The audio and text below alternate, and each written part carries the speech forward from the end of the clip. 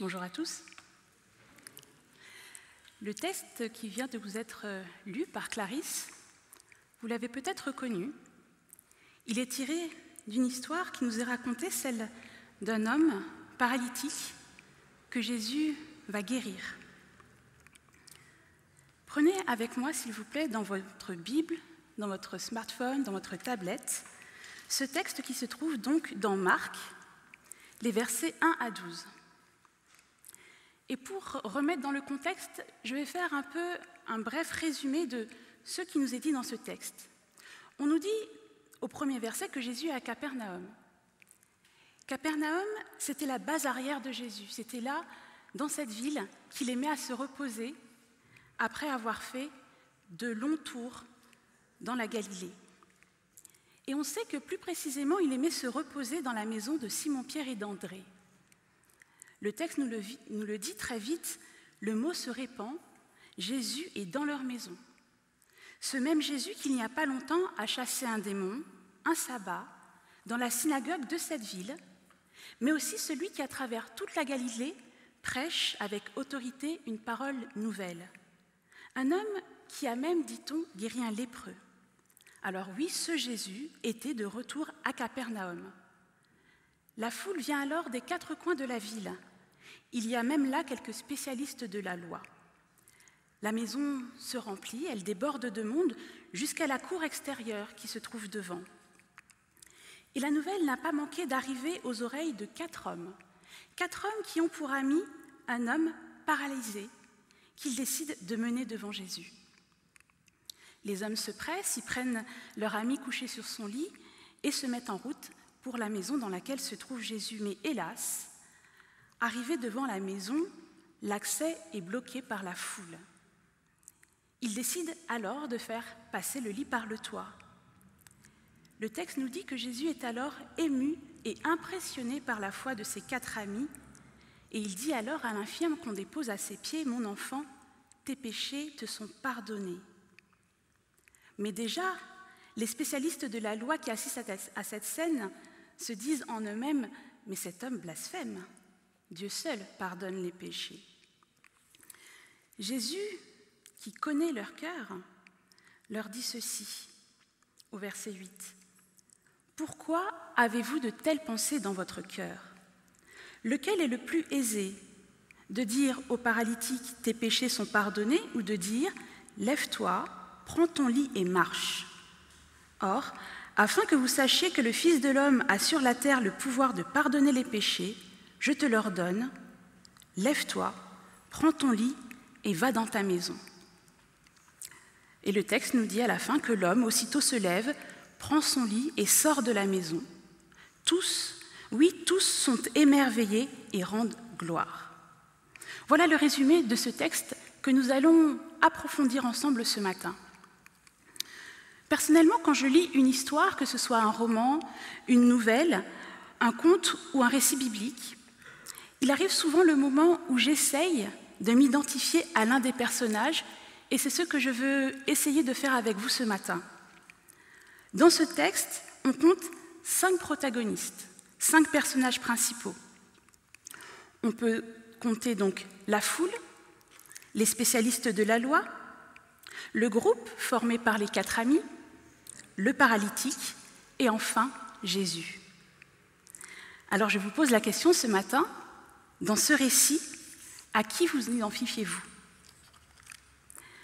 Pour le déterminer, on va prendre ensemble chacun de ces personnages, comprendre qui ils sont, quelles sont leurs motivations, regarder aussi ce qu'ils font, parce que les actions parlent aussi d'elles-mêmes, et peut-être que ça nous aidera à mieux nous identifier à tel ou tel personnage. En premier, prenons la foule. De quoi est-elle composée, cette foule ? J'imagine qu'elle est faite de personnes qui ont entendu parler de Jésus. Le texte dans Marc 1, si on prend donc le chapitre juste avant, nous dit que la réputation de Jésus gagna toute la Galilée. Effectivement, cet homme, comme je l'ai dit, parle avec beaucoup d'autorité, il chasse des esprits impurs et il guérit des malades. Alors, quand la nouvelle se répand que Jésus est là, La foule vient en masse de Capernaum, mais aussi des villages avoisinants. Et je suppose qu'il y a donc dans cette foule des personnes qui sont en quête de sensationnel, qui espèrent peut-être voir un miracle de leurs propres yeux, des personnes un peu curieuses, celles qui veulent aussi se faire leur propre idée sur Jésus, celles qui veulent entendre directement ses paroles, des personnes peut-être qui ont aussi commencé à être touchées par son enseignement. Maintenant, regardons un petit peu comment cette foule est en action, en mouvement dans ce récit. On l'a dit et on l'a vu, les gens se sont déplacés pour voir et pour écouter Jésus. Mais cette foule, à un moment, est tellement compacte qu'elle forme une sorte de rempart, un bloc, qui empêche le paralysé d'arriver jusqu'à Jésus. Et si on s'y arrête, c'est peut-être un petit peu étonnant. Moi, personnellement, quand je suis dans un endroit qui est bondé, ça peut être un métro aux heures de pointe, ça peut être un grand magasin, un centre commercial, si on est nombreux et qu'à un moment je vois une personne qui est en situation de handicap s'approcher, que ce soit une personne en fauteuil roulant, en béquille, ou bien peut-être une personne qui marche difficilement, j'ai tendance à m'écarter pour le laisser passer. Or, ici, la foule ne bouge pas du tout. Elle est trop occupée à écouter Jésus pour se soucier de ce qui se passe autour d'elle. Les amis ont même le temps de faire un trou dans le toit pour faire passer le paralytique. Personne ne bouge. La foule, oui, s'est sans doute mise en marche. Elle avait une volonté, elle a voulu venir jusqu'à Jésus. Mais une fois qu'elle y est arrivée, elle a formé une sorte de mur compact, empêchant celui qui en avait sans doute le plus besoin d'arriver jusqu'aux pieds de Jésus. Pendant tout le récit, cette foule est immobile. Le seul moment où elle va vraiment, se mettre en mouvement, se mettre en action, c'est quand ce miracle va s'opérer devant elle et qu'elle va s'émerveiller et rendre gloire à Dieu. Ils sont venus en masse à la rencontre de Jésus, mais l'ont-ils vraiment rencontré? Leur vie a-t-elle vraiment été touchée, changée? Maintenant, j'ai envie de vous poser la question. Est-ce que parfois il ne nous arrive pas d'agir comme cette foule? Je m'explique. Nous aimons à penser et à le dire lors de nos services, Jésus est ce matin au milieu de nous. Il est dans la maison et nous venons ici, dans ce lieu, à sa rencontre. Nous faisons d'ailleurs au début de nos services une prière dite d'invocation, où on demande à l'Esprit de Dieu de nous accompagner et d'être parmi nous. Et tout comme cette foule qui s'est déplacée pour venir à la rencontre de Jésus, ce matin, vous, moi, nous sommes venus à la rencontre de notre Seigneur. Alors c'est vrai qu'en cette période de Covid, les choses changent et que nous sommes moins nombreux sur les bancs de notre Église, mais la question est la même. Est-ce que quand nous venons ici, dans ce temple, nous empêchons, sans nous en rendre compte, les personnes qui le souhaitent de venir, elles aussi, à la rencontre de Jésus? Pas volontairement, sans doute, mais peut-être que nous la décourageons par notre manque d'accueil, notre attitude, nos rites, nos rituels, qui peuvent sembler obscurs pour les non-initiés. Peut-être que nos normes aussi sont un frein. Par cette envie d'être ensemble, cette envie de se retrouver qui nous fait passer à côté de celui qui pousse la porte de l'Église pour la première fois, ou bien de celle venue chercher Jésus et que nous avons laissé repartir sans même une parole, ben voilà, nous avons fait rempart, du moins, nous n'avons pas facilité son accès à Jésus, et peut-être qu'elle repart sur sa civière sans avoir pu l'approcher. Savons-nous laisser à l'autre une place, lui faire de la place? Je lisais la dernière fois un article qui titrait ceci « L'immobilisme est incompatible avec une vie chrétienne ». Et c'est vrai. Restons vigilants, que nous puissions continuer de travailler à être une Église ouverte, et dans tous les sens que cela peut prendre, afin que ceux qui ont besoin de venir au pied de Jésus puissent le faire, qu'ils puissent être dans cette Église accueillis avec leurs besoins, leurs infirmités, leurs questionnements. Et surtout, essayons et soyons vigilants à ne pas rester immobiles, les yeux certes fixés sur Jésus, mais détournés des besoins de notre prochain. Je passe maintenant de la foule à l'étude du groupe formé par ces 4 amis. Et si la foule est-elle dans l'immobilisme, ces 4 amis, eux, sont dans une action qui est pure et continue tout au long du récit. On nous dit peu de choses sur cet homme, sur ces 4 hommes. On ne sait pas qui ils sont, on ne sait pas d'où ils viennent, ils ne parlent pas. Et pourtant, ce matin, on va essayer ensemble d'étoffer un petit peu ce personnage, ces 4 personnages. Moi, je m'imagine qu'ils sont sans doute de Capernaum ou d'un village aux alentours, et qu'eux aussi ont entendu parler de Jésus. Sans doute on leur a rapporté ce qu'il a dit, ce qu'il a fait. Et eux aussi auraient pu décider d'aller l'écouter en live, en direct, de le voir de leurs propres yeux. Mais ils ont fait un autre choix. Ces 4 hommes ont un ami, donc un commun, et c'est un homme qui est infirme, qui est paralysé, qui est couché sur un lit. Et ils ont ensemble cette idée de l'amener voir Jésus. Ils ont cette idée parce que, sans doute, ils ont entendu dire que Jésus fait des miracles. Sans doute, ils ont entendu également son enseignement et qu'ils ont été peut-être convaincus, mais certainement interpellés par Jésus. Ils en sont sûrs, Jésus peut faire quelque chose pour leur ami. Ces 4 hommes ont une foi qui leur fait tout entreprendre et tout oser. On le voit dans ce texte. Ils ont tout de suite saisi cette occasion, pas pour eux-mêmes, mais pour leur ami. Et plein de bonne volonté, ils décident de le mettre sur le lit, de le hisser sur leur épaule et de se mettre en route. On ne sait pas si la maison est loin ou si elle est proche. On ne sait pas si l'homme couché sur le lit est lourd et léger. Mais on imagine bien que ce ne doit pas être aisé de porter à travers les rues un homme couché sur un lit. Je suis sûre qu'ils ont fait aussi vite qu'ils le pouvaient, mais hélas pour eux, quand ils arrivent, impossible de passer.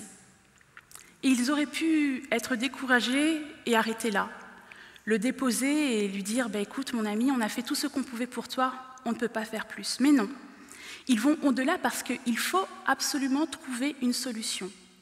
Leur but, ils se sont mis d'accord, c'est que leur ami puisse voir Jésus et l'approcher au plus près. Ils ne sont pas venus ici pour rien, il faut trouver une solution. Impossible de passer par la porte, passons par le toit. Ici, on va essayer de bien comprendre l'opération qu'ils ont entreprise. Il faut savoir qu'en Orient, les maisons étaient faites d'un toit plat qui formait une sorte de terrasse dont on pouvait profiter aux heures fraîches de la journée. En général, ce toit était accessible par un escalier intérieur.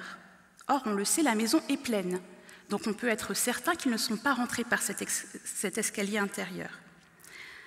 Parfois, il y avait un escalier extérieur, mais la cour étant pleine, je ne pense pas qu'ils aient pu rentrer non plus par cet escalier extérieur.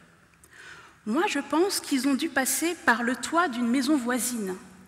Vous imaginez la démarche dans laquelle ils sont. Ils sont prêts à déranger tout le voisinage s'il le faut, mais il faut que leur ami arrive jusqu'au pied de Jésus. Et c'est cette foi que Jésus voit, et c'est cette foi que Jésus admire. Téméraire donc, mais aussi culotté. Culotté parce qu'une fois arrivés sur le toit, ils se disent, il faut y faire une ouverture. Et c'est assez culotté d'arriver chez les gens et de faire un trou dans leur toit. C'est pas très poli. Mais ils n'en ont rien à faire de la politesse. Ils ont un but et ils essayent de l'atteindre. On continue d'imaginer comment ces hommes se mettent en œuvre. Donc, ils sont maintenant sur le toit, mais il faut faire une ouverture dans le toit. Le toit est fait de bitume et de roseaux qu'on peut réussir à ouvrir, pas à main nue. Il faut sans doute quelques outils et je ne pense pas qu'ils soient venus avec des outils avec eux, donc ils ont dû en trouver. Une fois que l'ouverture est faite, il faut descendre le lit jusqu'au pied de Jésus. Donc il faut trouver de la corde. Pareil, ils se mettent en action pour trouver de la corde, attacher le lit. Et une fois que le lit est bien attaché, il faut réussir à le faire descendre. Mais le faire descendre doucement, ensemble, afin que le lit ne penche ni d'un côté ni de l'autre et que leur ami ne tombe pas. Comme vous le voyez, ils n'ont pas chômé.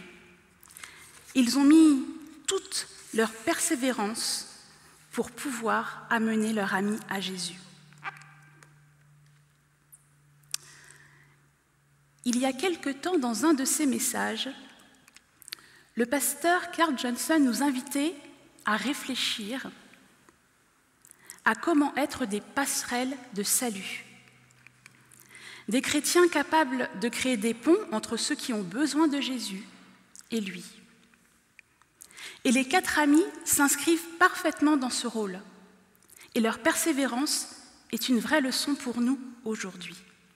Sommes-nous des amis persévérants? Ce n'est pas facile d'amener quelqu'un à Christ. Je pense que vous êtes nombreux à l'avoir expérimenté. C'est un long chemin. Il est parsemé d'obstacles et tellement long et complexe que l'on peut vite se décourager face aux nombreux défis à relever. Mais comme le dit ce spot publicitaire, quand on tient à quelqu'un, on le retient. Quand on tient à quelqu'un, on persévère.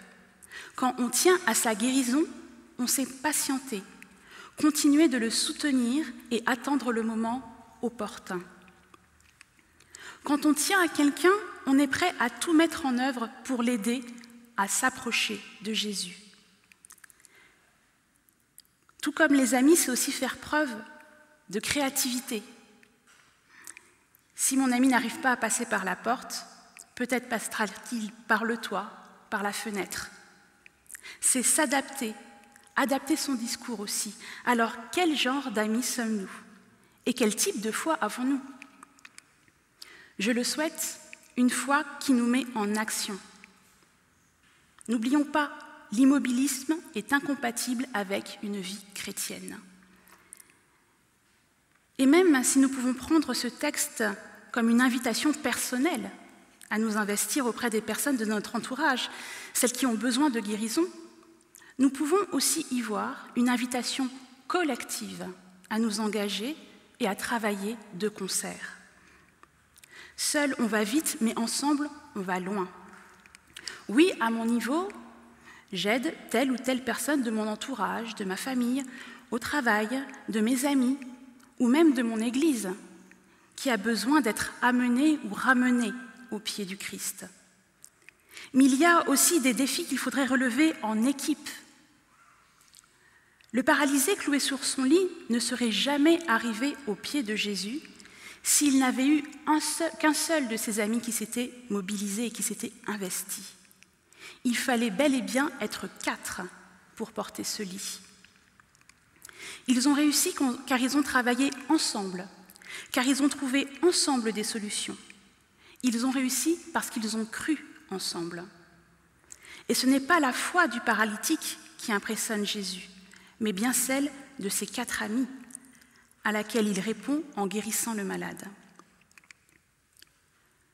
Nous, Église, nous, frères et sœurs partageant la même foi, nous avons la capacité d'accomplir de belles choses. Nous avons cette capacité à être, nous aussi, des porteurs d'hommes, des passerelles. Et ces actes seront les signes extérieurs de notre foi. Une foi qui peut avoir des effets positifs sur les autres. Non pas les convertir, ce n'est pas le but, mais bel et bien les amener à Christ. Je continue maintenant avec ce qu'on peut retenir du paralytique. Parlons un petit peu de sa condition à cet homme. Pour le peuple juif, la paralysie, tout comme la lèpre par exemple, était la conséquence du péché, de son péché ou de celui de ses parents. Cet homme qui souffrait grandement de cette situation avait sans doute déjà demandé aux pharisiens et aux médecins de le guérir et de le soulager physiquement et moralement.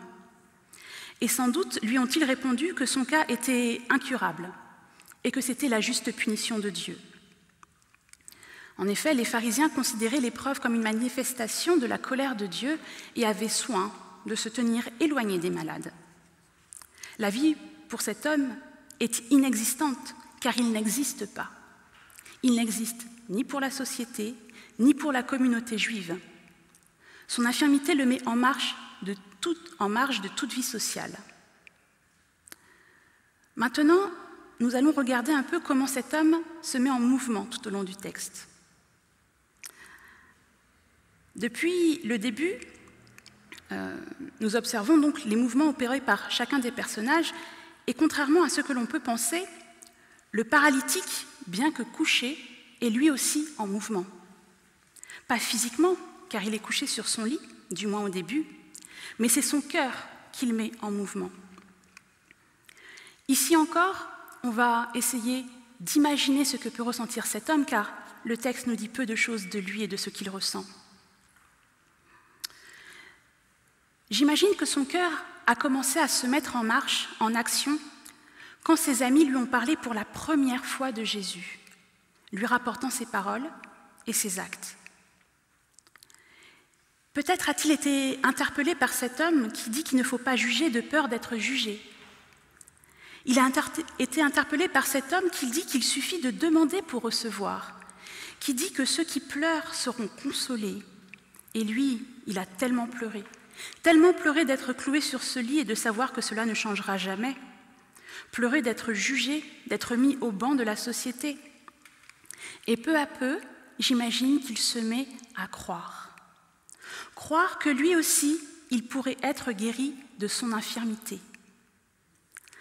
Après tout, Jésus a même guéri un lépreux.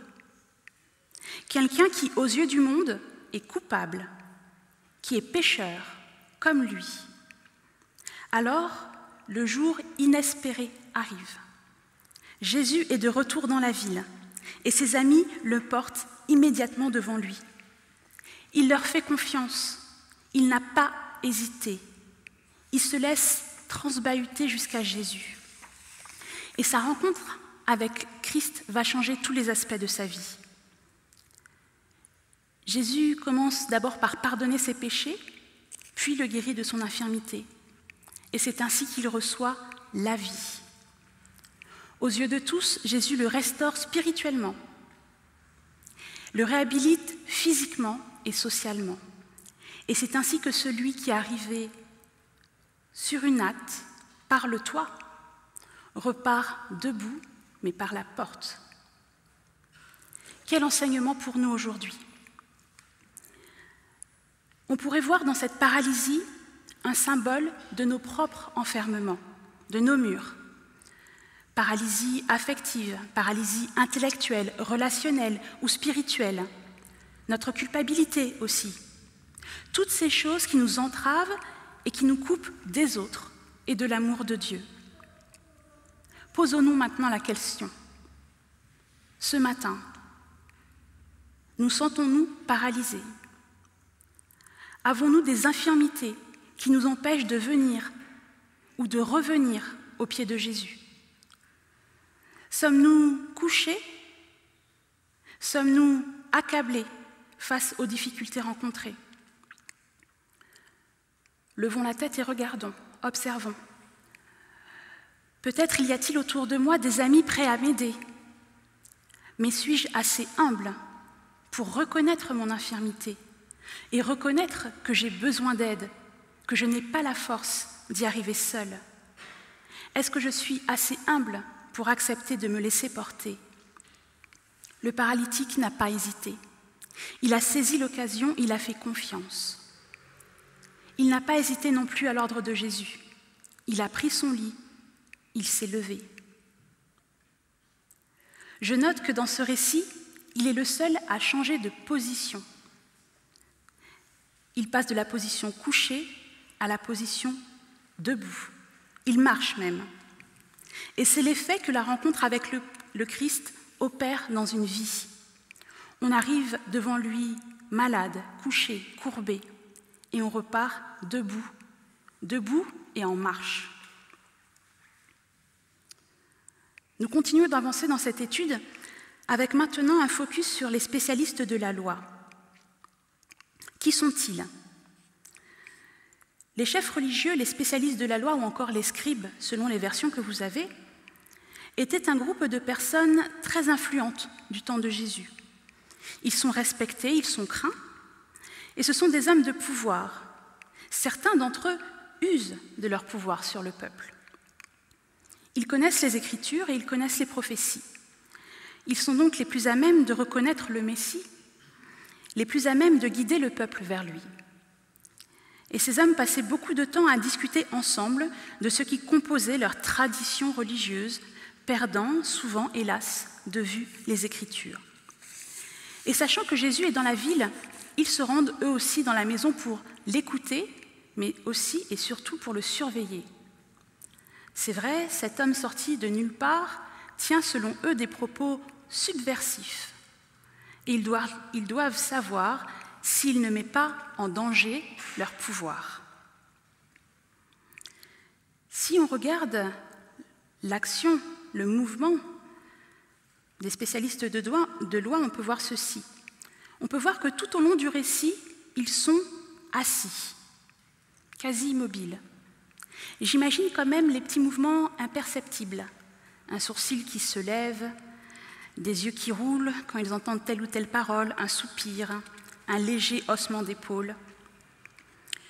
Les spécialistes ici ne sont pas dans l'action, mais dans la réaction, même si elle est intériorisée. On le sait, ils ne sont pas venus pour écouter, mais plutôt pour critiquer. Et Jésus le voit, il le sait. Ces gens s'offusquent de ce qu'ils déclarent pardonner les péchés du paralytique. Ils blasphèment, disent-ils.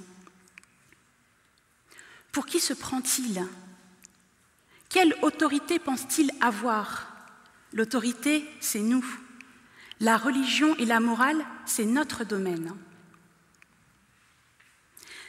Les chefs religieux sont aveugles, ils sont sourds. Leur jalousie, leur soif de pouvoir, leur hypocrisie les rendent sourds au message de Jésus, mais aussi indifférents aux besoins de ceux qui les entourent. La dureté de leur cœur les empêche de reconnaître Jésus comme Messie, ce Messie annoncé par les prophètes qu'ils lisent et qu'ils connaissent. Et en pardonnant au paralysé ses péchés et en le guérissant, Jésus ébranle leur pouvoir et leur certitude. Il arrive parfois, pour les personnes qu'on dirait garantes du religieux, de la question religieuse, les dirigeants d'église ou de communauté, même les mieux intentionnés, d'enfermer Dieu dans leur propre compréhension et de passer à côté de lui quand il nous apparaît en dehors des sentiers battus. L'enjeu pour nous croyants, pour nous chrétiens, est de ne pas enfermer Dieu dans ce que nous comprenons de lui, mais de rester toujours ouverts à saisir et à sentir sa présence, son action, même quand elle est inattendue.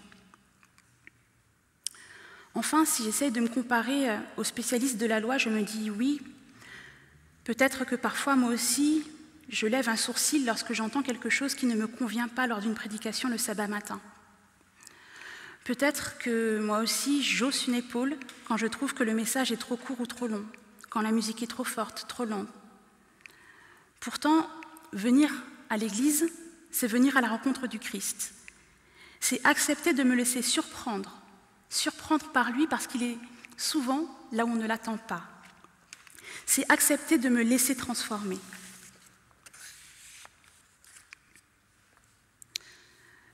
Nous terminons en observant maintenant le dernier personnage, Jésus. Il est au centre de cette scène. Il est le point de confluence. Tous viennent à lui, mais combien l'ont réellement trouvé ? De tout le récit, on ne le voit pas bouger. Il parle, il annonce le royaume de Dieu. Il ne parle pas, c'est vrai, mais il voit tout, il ne bouge pas, mais il voit tout profondément et il pénètre le cœur et la pensée de chacune des personnes présentes. Jésus est le seul personnage de ce récit qui parle. Il a tout d'abord une parole qui libère, qui guérit et qui appelle le mouvement. La parole de Jésus n'est pas seulement ici un message, un discours, une doctrine, mais c'est une parole performante et puissante. Elle agit d'abord comme parole du pardon. La parole du pardon, c'est le centre de l'Évangile. Et elle agit ensuite comme parole de mise en route. Lève-toi, prends ton lit, marche.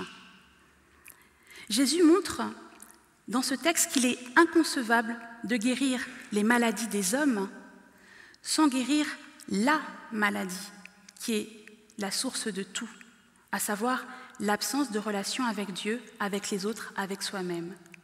Jésus guérit et aide à rétablir cette relation. Jésus a aussi une parole qui le révèle au monde. Dans ce passage, on le voit, il se présente comme le Fils de l'homme et comme ayant autorité pour pardonner les péchés. Il se présente ainsi comme étant le Messie pleinement associé à la puissance de Dieu. Revendication considérable. Le pardon des péchés était annoncé par les prophètes comme l'un des événements réservés au temps du salut. Et ici, Jésus se dévoile pour qui veut l'entendre et l'accepter, mais jamais il ne s'impose. Il se laisse découvrir comme Sauveur et Seigneur, à condition de savoir faire un pas de côté, laisser ses idées préconçues et le voir avec des yeux de foi. Jésus est le seul personnage qui sait voir au-delà. Il voit que l'énergie mise par les 4 amis n'est pas une simple agitation. Non, c'est une démarche qui révèle leur foi. Et cette foi agissante touche le Maître. Il voit aussi au-delà du corps infirme de l'homme que l'on place à ses pieds. Il voit que son plus grand besoin n'est pas d'être guéri, mais d'être libéré de ses péchés. Jésus comprend de quoi il a profondément besoin. Voilà le tour des personnages de ce récit que je vous propose ce matin. Alors je vous repose la question, à qui vous identifiez-vous ? De tous ces personnages, aujourd'hui, qui est celui qui vous ressemble le plus ? Moi, je m'identifie un peu au paralytique. Je me sens comme tel, c'est vrai, parce que j'ai sans doute, et je le sais, certaines choses encore qui m'entravent. Certaines choses qui peuvent me paralyser. Et si vous le sentez, vous aussi, ce matin, si vous sentez que vous êtes paralysé, retenu, entravé, Jésus peut et il veut vous remettre debout et en marche. Il veut vous reconnecter à lui et il veut vous voir vous investir pleinement dans les plans de vie qu'il a prévus pour vous. Si vous vous sentez aujourd'hui comme le paralytique, laissez la parole vivre en vous. Laissez-la vous transformer et vous restaurer. Et si jamais vous n'avez pas la force de venir par vous-même vous placer aux pieds du Seigneur, demandez à vos amis de l'aide. Acceptez de vous laisser porter jusqu'à lui. Il saura mettre les bonnes personnes sur votre chemin. Dans ce récit ce matin, je veux aussi m'identifier aux 4 amis. Je veux, moi aussi, pouvoir être attentive aux besoins de ceux qui m'entourent et pouvoir y répondre. Une foi agissante est le signe extérieur de ma richesse intérieure. Une richesse intérieure qui est née de ma rencontre avec Jésus et qui me fait aller toujours plus en avant. Je veux aussi ce matin pouvoir travailler de concert avec mes frères et sœurs, ceux de mon Église, à amener à Christ ceux qui ont besoin de lumière, ceux qui ont besoin d'amour, ceux en quête de pardon, de guérison. Je veux devenir porteur d'hommes. Je souhaite que nous devenions des porteurs d'hommes, des bâtisseurs de ponts, des personnes qui n'hésitent pas à briser les murs, à briser les toits, qui sont prêtes à franchir tout obstacle qui se trouverait entre eux et notre but, aider nos proches, aider notre prochain à rencontrer, à retrouver Jésus.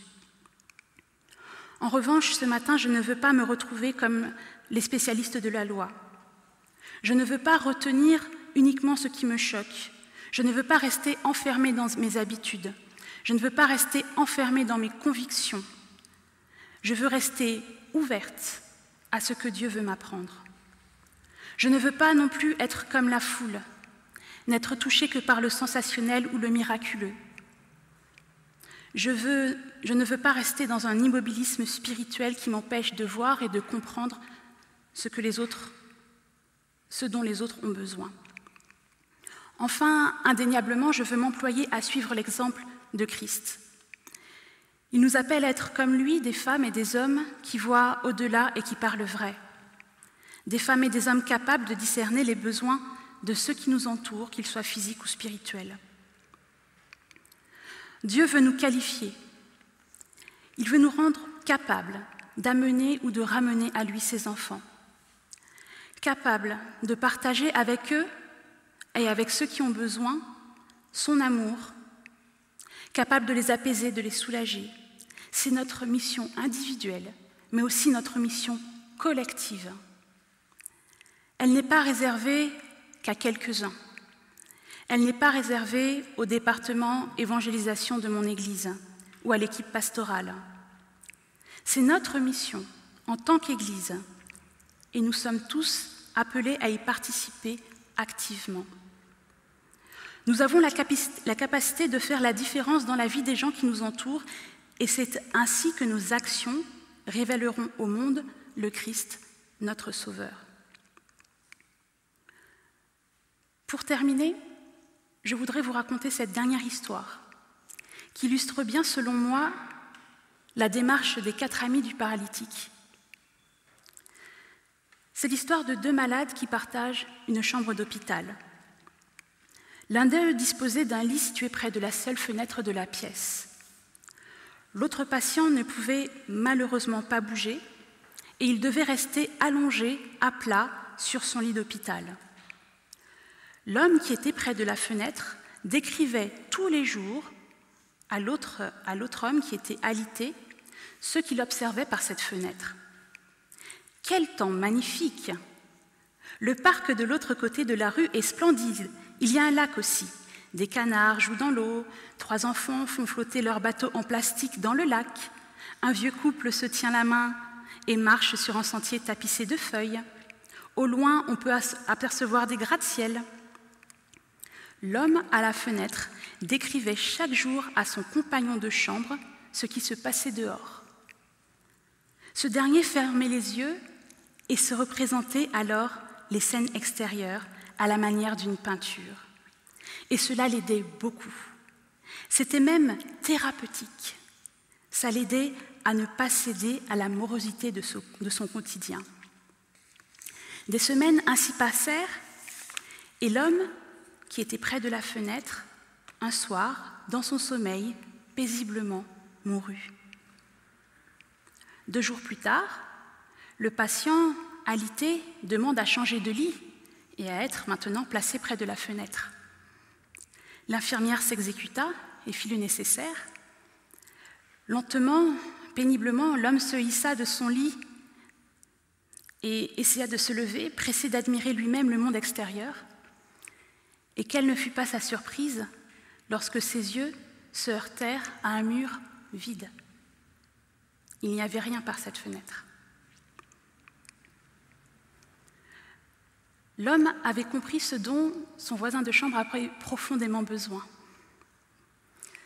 Notre foi a un effet sur les autres. Travaillons à ce que cet effet soit le meilleur possible. Le but n'est pas de convertir les cœurs.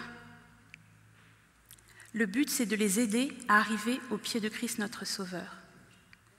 Le but est d'être capable d'aider ceux qui en ont besoin. Je souhaite que cette mission soit toujours une priorité pour notre Église et pour chacun des membres qui la composent. Amen.